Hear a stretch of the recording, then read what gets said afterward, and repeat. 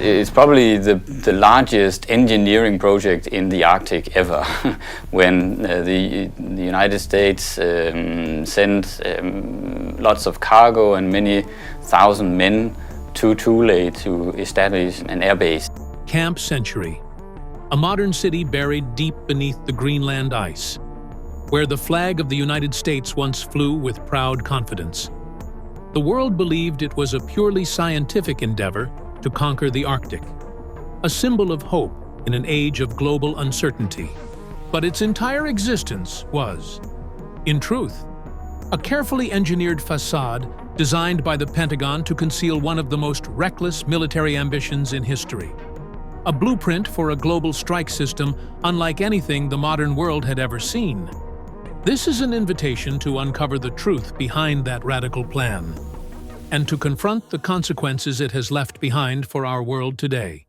A manufactured utopia beneath the ice in the year 1959.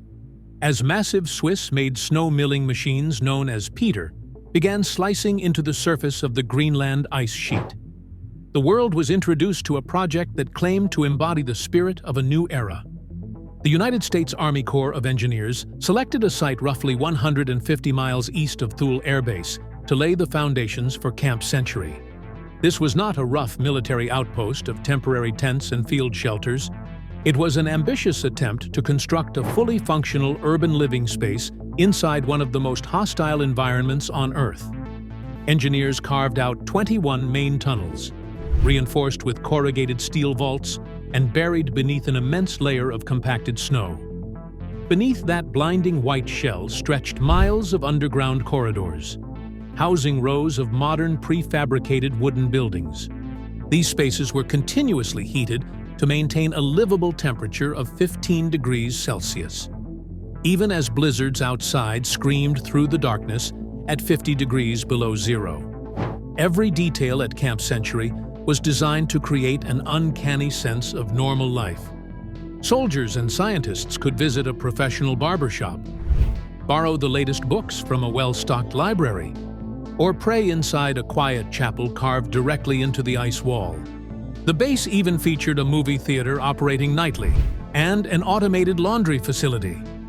Fresh water, a rare luxury in the polar regions, was produced through the Rodriguez well process, which used hot steam to create a liquid water reservoir hundreds of meters deep inside the ancient glacier.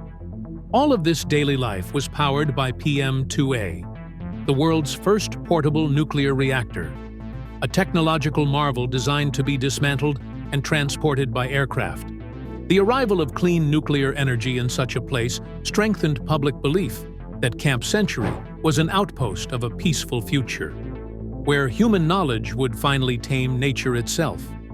Yet behind this polished image of comfort, an anomaly began to emerge within the very structure of the underground city. The tunnels were excavated far deeper and wider than what 200 residents could possibly require. Areas labeled as scientific research zones were routinely restricted, even to civilian technical staff working on site. Geologists brought in to study ancient ice cores were allocated surprisingly small workspaces, while enormous storage chambers nearby were filled with heavy lifting machinery and specialized rail cars. The contrast between the message of science in service of peace and the presence of heavy-duty infrastructure created a troubling cognitive gap. Why would a climate research station require steel rail tracks capable of supporting tens of tons, running through tunnels that never appeared on any publicly released map? The naked truth of Project Iceworm. Beneath the polished facade of Camp Century existed a reality known as Project Iceworm, a top-secret plan so tightly controlled that even the Danish government, which held sovereignty over Greenland, was never fully informed. The true objective of the Pentagon was not to study melting ice or climate patterns. It was to construct a vast network of mobile nuclear missile silos hidden behind the language of science. The plan envisioned a sprawling tunnel system stretching up to 4,000 kilometers, covering an area larger than England beneath the Greenland ice. Within this frozen labyrinth, the United States military intended to deploy 600 medium-range nuclear missiles known as Iceman, a specialized variant of the Minuteman system, mounted on rail cars that would move continuously around the clock. The military logic behind Project Iceworm was deceptively simple and dangerously bold. A missile launch platform constantly moving beneath hundreds of meters of ice would be nearly impossible to eliminate through a preemptive strike by the Soviet Union. Reconnaissance satellites of the era could not see through compacted snow and steel vaults, turning the entire nuclear arsenal into a strategic ghost. Missile trains would shift positions among thousands of potential launch points along underground rail lines, ensuring that a significant portion of the warheads would survive any first strike and deliver a full-scale nuclear retaliation. Camp Century was merely the pioneer, a real-world testing ground to determine whether rail systems and heating networks could be maintained inside ice over long periods of time. Footage of soldiers bowling or watching movies was part of a deliberate effort to distract public attention, while in adjacent tunnels, military engineers were measuring the precision and durability of missile rails. The true shock lay in the scale of this deception. The immense budget and elite manpower poured into Greenland were not intended to advance human knowledge, but to transform a remote island into the largest nuclear launch platform on the planet. The presence of the PM-2A reactor was not primarily to keep scientists warm, but to test nuclear power as an independent energy source for missile trains operating cut off from the outside world. Looking back at photographs of smiling soldiers beneath ice vaults, it becomes clear that they were pawns in a nuclear chess game whose rules they themselves barely understood. Yet, the flawless plan drawn up in Washington overlooked one critical variable: the living and rebellious nature of the ice itself. When nature rejects the deception. Military planners at the Pentagon approached Greenland with a purely mechanical mindset. Ice was treated as a stable construction material, comparable to concrete or granite. Within the knowledge systems of the late 1950s, the polar ice sheet was seen as a static mass, a place where time and movement appeared permanently frozen. Operational reality at Camp Century quickly shattered that arrogance. The Greenland ice sheet is not solid rock. It is a physical entity in constant motion under the pressure of millions of tons of compacted snow and gravity. The phenomenon known as plastic flow began turning the reinforced tunnels of Project Iceworm into deadly traps within just the first years of operation, only months after construction began. Maintenance engineers observed a terrifying process. The ice walls were not standing still. They were bulging inward into the tunnels. Ceilings designed to accommodate heavy military equipment began sinking at rates far beyond all projections. Pressure from the continental ice above was crushing the corrugated steel vaults as if they were made of thin tin. Work crews were forced to operate continuously, using chainsaws and shovels to shave away tons of encroaching ice each week. This was no longer a scientific experiment. It was a desperate fight for survival against a river of solid matter moving with unstoppable force. More alarming still, the shifting ice directly threatened the integrity of the PM-2A nuclear reactor. Steam lines and cooling systems required absolute geometric stability to prevent leaks. As the ice beneath the reactor twisted and subsided unevenly, microscopic fractures began appearing in high-pressure metal joints. Engineers realized that continued operation would make a nuclear disaster inside the glacier inevitable. By 1963, the reactor was shut down and urgently dismantled for transport back to the United States. The physical failure of Camp Century proved that faith in conquering nature through brute technology was a dangerous illusion.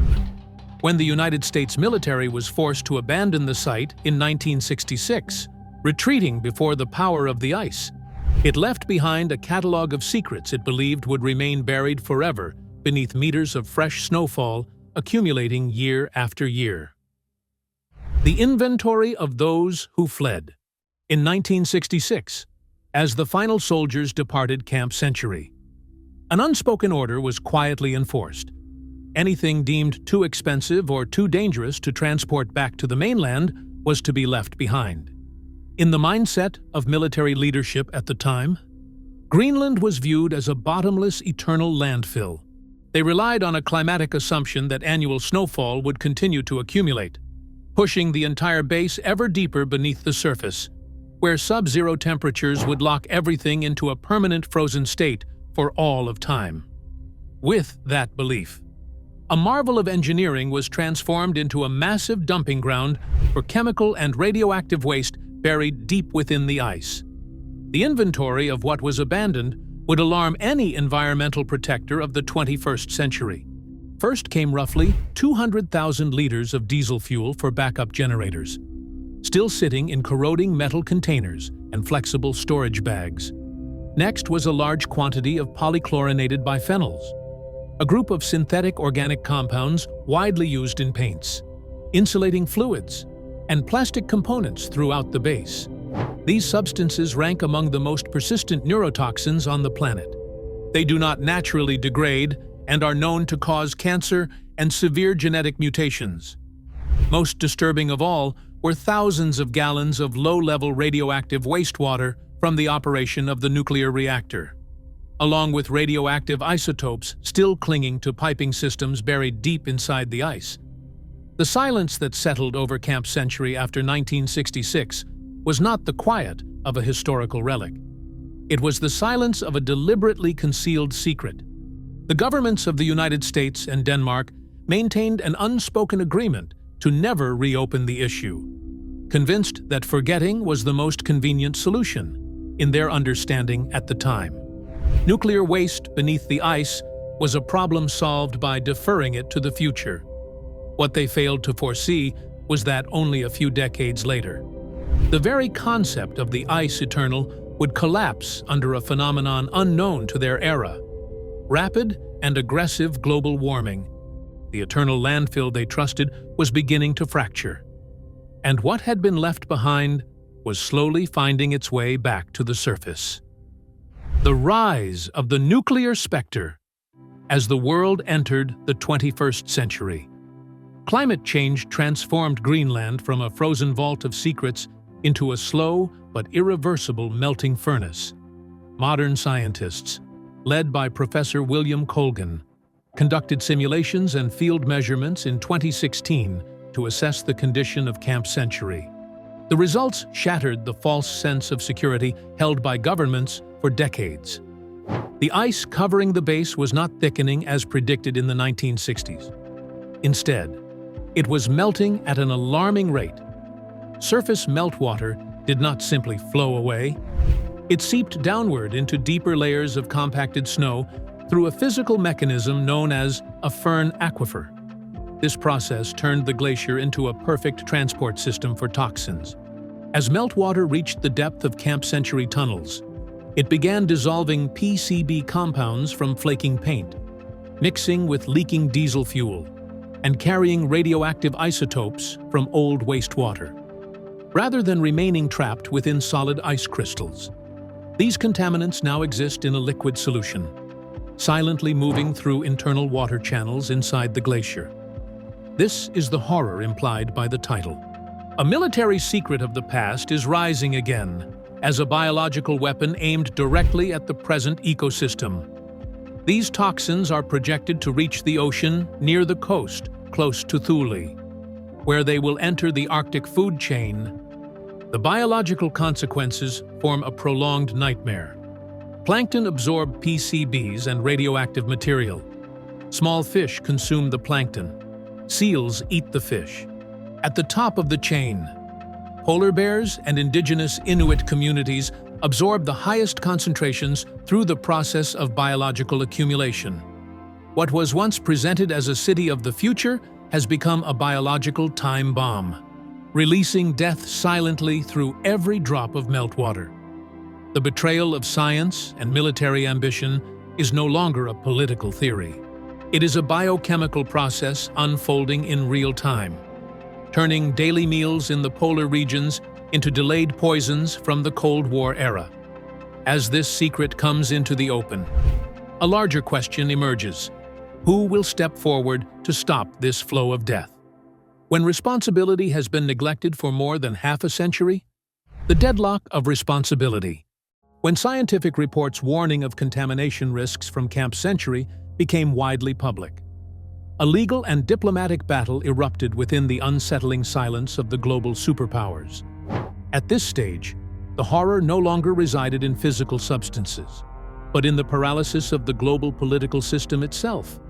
The Danish government, which had originally allowed the United States to build the base based on a distorted narrative, now found itself trapped in an impossible dilemma.